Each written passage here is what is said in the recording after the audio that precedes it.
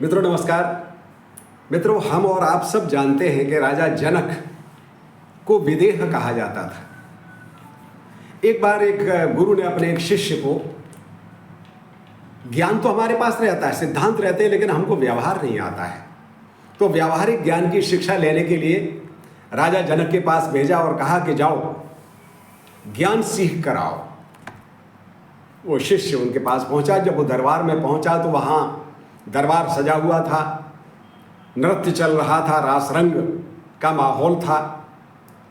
तो वहां जाकर उसने सोचा कि इस विलासता में डूबे हुए राजा के पास मुझे क्या ज्ञान मिलेगा। खैर, गुरु का आदेश था। राजा जनक को प्रणाम किया, उनके पास गया तो उन्होंने पूछा कैसे आए। उसने अपने आने का उद्देश्य बताया।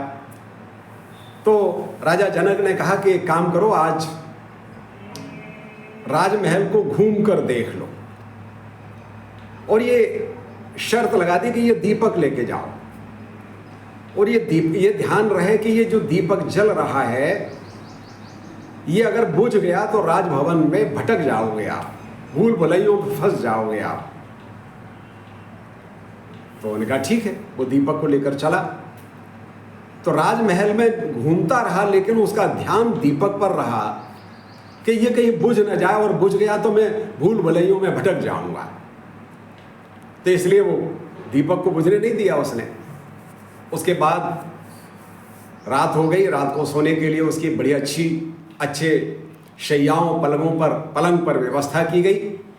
सुसज्जित पलंग बनाया गया और उससे कहा कि अब आप आराम करिए। लेकिन उसने देखा कि कच्चे धागे में ऊपर तलवार लटक रही है। तो तलवार को देख करके उसे नींद नहीं आई। फिर अगले दिन सुबह हुआ। सुबह राजा जनक मिले तो उन्होंने कहा कि क्यों भाई, रात को अच्छी नींद आई कि नहीं आई। अरे बोले, नींद कैसे आती, सब कुछ अच्छा था, सुविधाएं थी, लेकिन ऊपर नंगी तलवार लटक रही थी, इसलिए मुझे नींद नहीं आई रात भर। बोले अच्छा चलो कोई बात नहीं। तो उस शिष्य ने कहा कि नहीं, इससे अच्छी नींद तो मुझे अपने कच्चे मकान में, अपने झोंपड़ी नुमा मकान में आती थी। तो बोले अच्छा कोई बात नहीं, चलिए भोजन करते हैं। तो राजा ने अपने साथ उसे भोजन करने के लिए बिठाया। जब वो भोजन करने बैठे, बहुत स्वादिष्ट भोजन बना था, राज परिवार का भोजन। तो राजा ने एक बात कही कि हम लोग भोजन करते हैं, लेकिन गुरुदेव की एक सूचना आई है कि यदि वह ज्ञान प्राप्त न कर पाए तो वही सूली पर लटका देना, सत्संग न कर पाए तो सूली पर लटका देना उसे। फिर जो स्वादिष्ट भोजन देखकर उसका मन गदगद था, एक क्षण में ही वो स्वाद चला गया। अब उसे भोजन नहीं दिखाई दे रहा था, उसे वो सूली दिखाई दे रही थी। खैर, भोजन किया उसने बेमन से, और उसके बाद भोजन करके वो हाथ जोड़कर राजा के सामने खड़ा हुआ और उससे कहा कि महाराज अब क्या आज्ञा है, क्योंकि मैं सत्संग नहीं करना चाहता हूँ। तो राजा जनक ने कहा, वत्स सत्संग तो हो गया।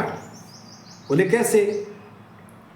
तो उन्होंने कहा कि रात को मैंने कहा कि राजभवन में घूम लो, और दीपक मैंने दिया था आपको कि दीपक नहीं बुझना चाहिए, तो आप घूमते रहे, लेकिन दीपक के बुझने के भय से आप राजभवन का आनंद नहीं ले पाए, सुख भोग। इसी प्रकार से मैं अपने जीवन में हमेशा ये ध्यान रखता हूँ कि मेरे जीवन का दीपक बुझने वाला है या बुझ न जाए। इसलिए मैं, आपने जो देखा आते कि जो रास रंग सब कुछ सुख सुविधाएं हैं, भोग हैं, मेरा मन उनमें नहीं रमता है।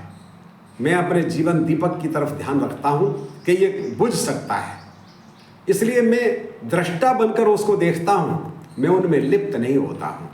पहला सत्संग। दूसरा, नंगी तलवार आपने लटकी इसलिए आपको नींद नहीं आई।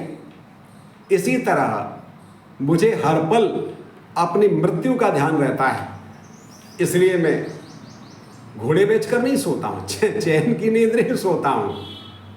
और उन्होंने कहा तीसरा।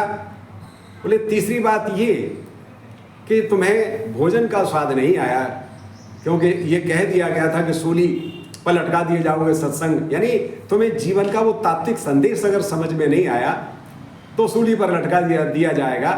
इसी तरह मुझे हर पल जो अंतिम संदेश है उसका ध्यान रहता है कि यदि मैं माया, मोह, ममता, लोभ इन आकर्षणों में अगर फंस गया तो मुझे वो सूली, मेरा वो जो अंतिम समय है बहुत विकृत हो जाएगा, शांत नहीं रहेगा।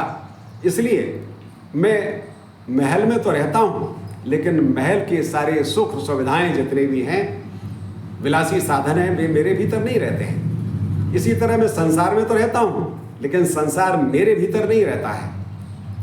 यही उनके विदेह होने का अर्थ था कि वे शरीर में तो रहते थे, लेकिन शरीर के सुख भोगों से निर्लिप्त रहते थे, अलग रहते थे, इसलिए वे विदेह थे। उस शिष्य जो आया हुआ था व्यावहारिक ज्ञान लेने के लिए, वह उसे व्यावहारिक ज्ञान मिल गया। उसने हाथ जोड़े, बोले मैं आपके तीनों संदेशों से सत्संग प्राप्त करके ज्ञान ले चुका हूँ। और वह संतुष्ट होकर अनुमति लेकर वहाँ से गुरु के पास विदा हो गया। मित्रों, हम लोग बहुत सारे, मैं तो विद्यार्थियों को पढ़ाता रहा हूँ, मैंने देखा है कि हम शब्द रटते हैं। शब्द नहीं, शब्द कैसे बना है, उसका अर्थ क्या है, उसके अंदर प्रवेश करिए तो आपको ज्ञान प्राप्त होगा। और वो जो भी शिक्षा है उसे जब हम जीवन से जोड़कर देखते हैं तो वो ज्ञान कहलाती है। बहुत बहुत धन्यवाद।